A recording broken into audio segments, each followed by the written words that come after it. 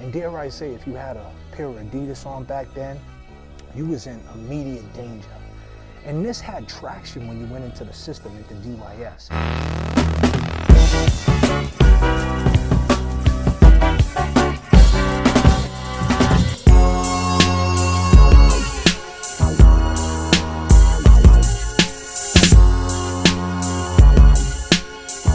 Welcome to DYS Untold. I'm your host, JFK.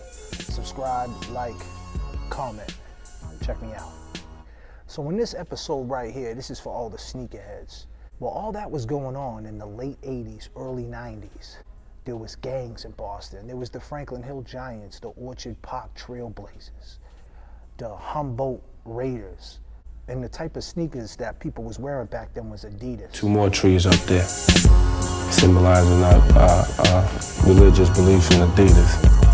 Strange fruit is swinging from the trees on some Roxbury streets. In the Intervale neighborhood, there are 3 trees full of worn Adidas sneakers. One gang member told me the 3 stripes on Adidas signified the military status of sergeant. Sign of excellence? Excellence, yeah. Excellence at what? At what? Yeah. Wearing Adidas. Wearing Adidas? Yeah. Why not Nikes, Reeboks, Adidas? No, because they don't make no money like Adidas do. Keep in mind, this wasn't just the gangs. People were wearing Giants clothes. People was wearing Buffalo Bills gear. People was wearing Raiders gear. That's what it was, stealing the starter jackets. The shoes, the coats, the jewelry. They call it living large. This gang phenomenon's just been in Boston these last 5 years. Instead of Bloods and Crips like in LA, the kids here go for pro sports teams. The Raiders, the Blackhawks, the Trailblazers. Now, if you was going to Boston, just hanging out downtown, Faneuil Hall, the old Boston guy, the corner mall, these inner city gangs would see you wearing these jackets, and automatically, it's automatic beef.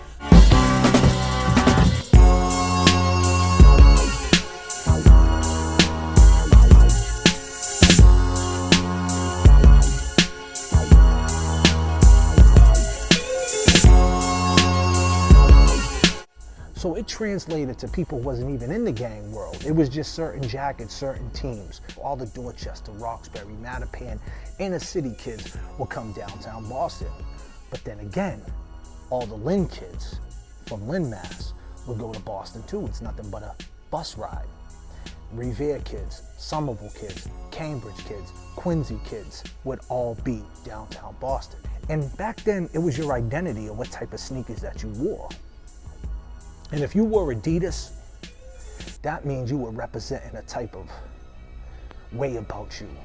Basically a criminal mentality that you was all in. Now when you go into DYS, you go into places like Rosendale, and you would go in with your sneakers. So right off the bat, you have an issue. What size are your sneakers? And this would translate later into Nashua Street, Middleton Jail, and other prisons all across the board. You would have to fight for your sneakers. And that put a chip on your shoulder. Now, to segue back into the times of the late 80s, early 90s, jumping kids was in style. If you had a leather triple fat goose on, or a leather NBA jacket, or a certain hat you was wearing, people would try to take your hat off your head, and they would test you. And dare I say, if you walked out of Crystals back then with a pair of Adidas to go to downtown Crossing, you probably would have to fight 3 or 4, or maybe even 5 kids at a time.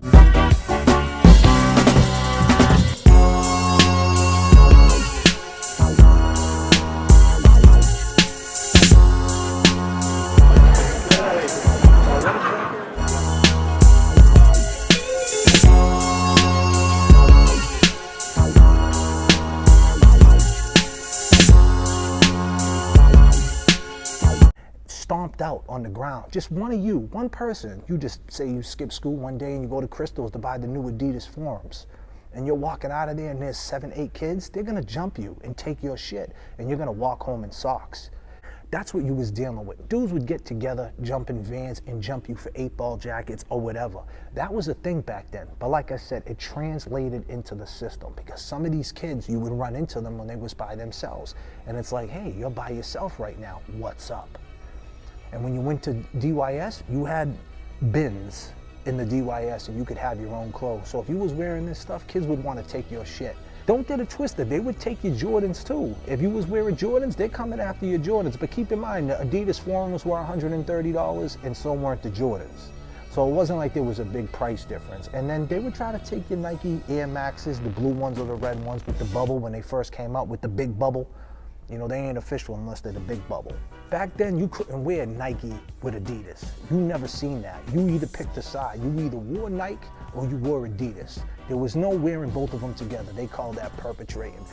Shout out to my man Tony G from Revere. This is the type of shit that we was going through back then as young kids.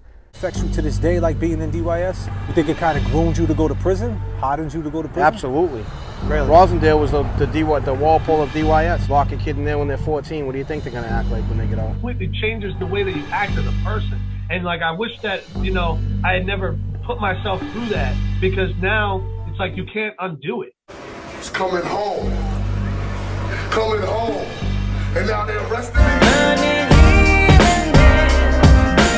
I've been here and there on the run, you know what I mean? True story, you know? Department of Youth Service.